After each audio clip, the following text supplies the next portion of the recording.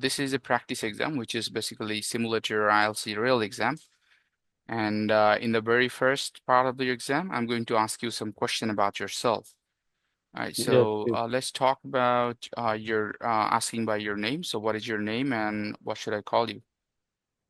My full name is Muhammad Farooq Majid, and you may call me Farooq. Farouk. So Farouk, do you work or study? I completed my graduation 2 years ago, and now I'm preparing for IELTS exam. Right. So how many family members do you have in your family? We are nine, two parents and five sisters, and we are two brothers. How often do you spend a quality time with your family? I often spend my quality time with my family. We usually uh, do dinner and lunch together. Which do you prefer more? Is it spending time with your family or spending time with your friends? I think spending time with my family is more important because they are our blood relations and they can understand us well. All right. So let's talk about night versus day. Are you more active in the morning or at night? I am more active in daytime. Right. What do you do usually at the daytime when you don't have any work? I do jogging, I do yoga, and some physical exercises. Right. So have you ever collected anything, any antique piece? I couldn't hear you. Have you collected anything special, like antique piece? No, I am not fond of collecting anything. All right. So why do people sometimes collect things or like antique pieces or any special things? It's the hobby of people, and people have some emotional connections with them. That's why they prefer to collect the things. Some people collect stamps, and they that could. All right. So that is the end of the part one. So let's move on to the next part where I'll be giving you a cue card and you spend 1 minute of your time thinking about the answer. And later on, you'll be given 2 minutes to describe your answers. Right. Sure. Can you share the cue card with me? Yeah, I'll share you this just 1 second. Can you see the screen? Yeah, I can see the screen. All right, that's the 1 minute, and your 1 minute time starts from now. Right, your 1 minute time is over. You can start Right. speaking. Many moments come in our life when we have to make a decision and make a opinion about something. But a moment come in our lives when we change that opinion in our lives. When I completed my 12th standard education and I had to go to university, I had the opinion that the law and legislation degree is the most important to make the career. And I had this opinion from a long time, but when I discussed my opinion with my father that I want to choose this career, and these are my opinions about this career, and he explained me very well what should I do that uh, what has the career in the future. And then I rethink about my opinion, and I thought biology is my favorite subject, and I should opt this subject in my university degree. And that was the time when I changed my opinion from law to biology degree. And it made me feel very happy because when I entered in university and continued my university studies, I felt that it happened it coherence with my nature, my interest, and my feeling. And that's why I chose the career in biochemistry. And that was the time when I changed my opinion. All right, that's the end of the part two. So let's move on to the next part where I'll be asking you some questions regarding a time when you change your opinion. All right, let's just quickly stop sharing the screen. So changing minds and beliefs. Why do people sometimes find it difficult to change their opinions? Uh, I think people have some rigid thought. They don't have a flexibility in their thoughts. so they can't change their opinion.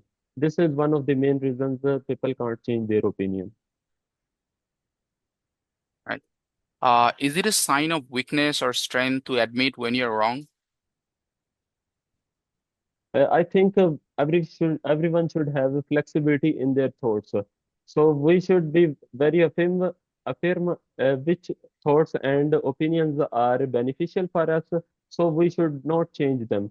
And the opinion that are not good for us, we should ultimately change them.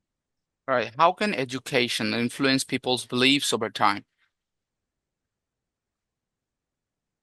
I can't hear you. How can education influence people beliefs over time? Education help over time. Um, my internet is not working well. Uh, I'm asking you the question again, no problem. How can education influence people's beliefs over time?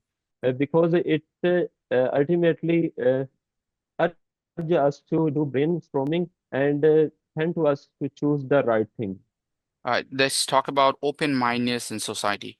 Are open-minded people more successful in life? Yeah, definitely. Open-minded people are more successful in lives because they can ultimately change their mind and they can think what is good for them and what is not good for them.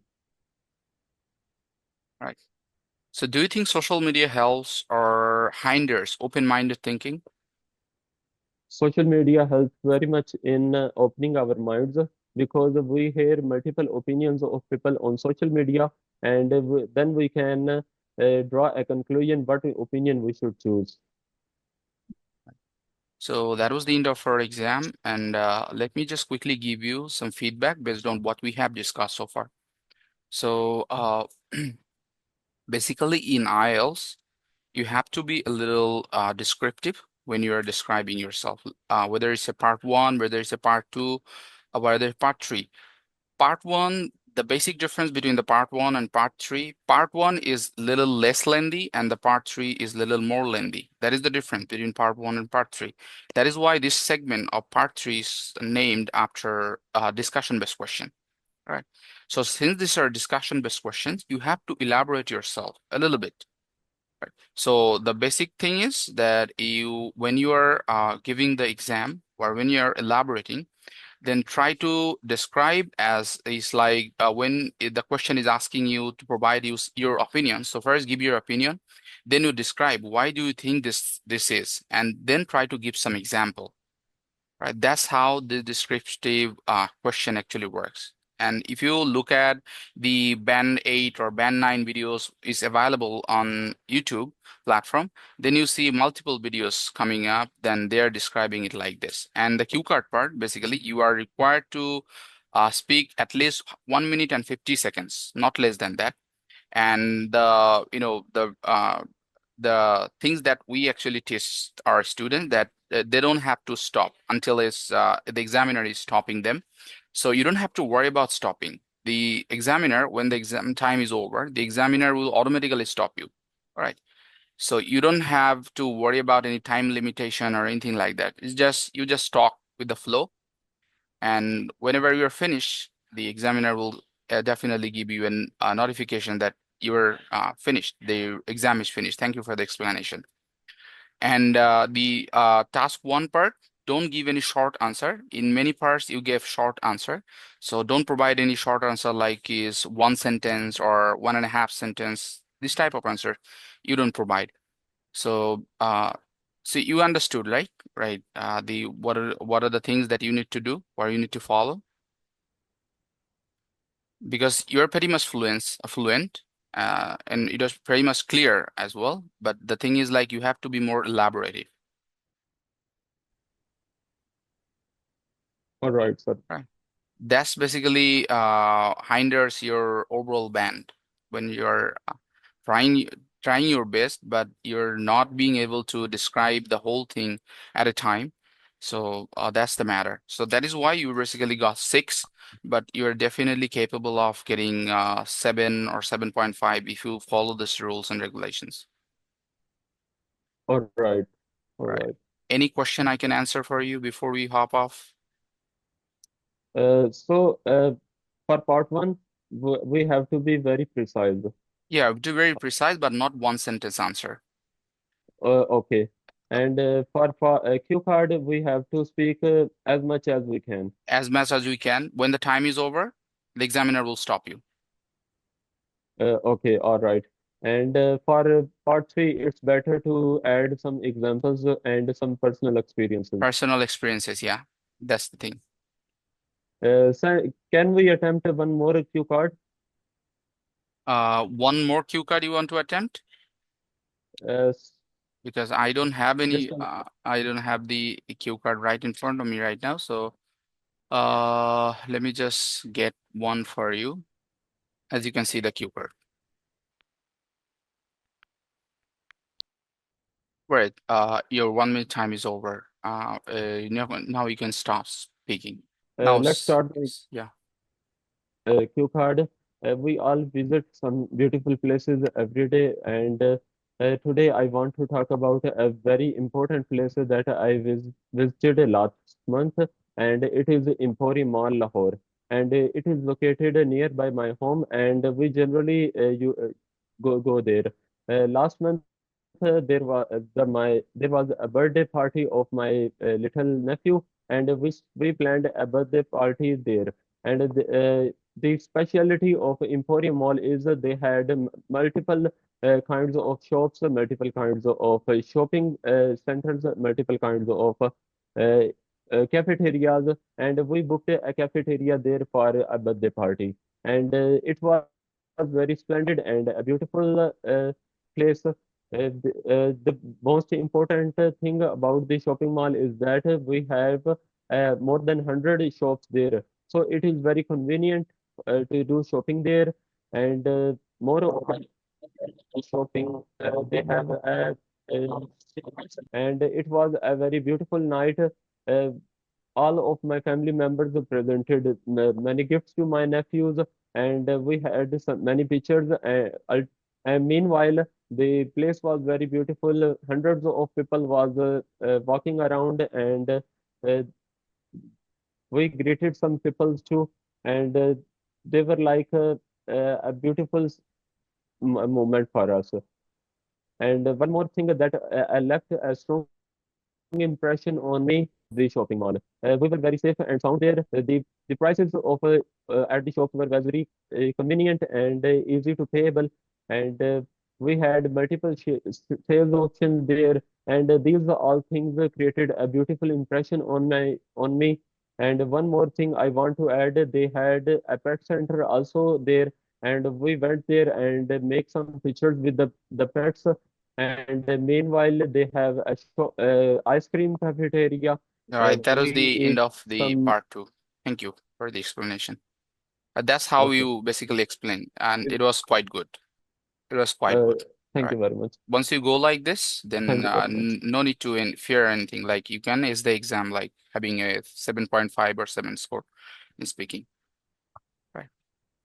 I want one Okay. favor from you So since how was we your arrange this.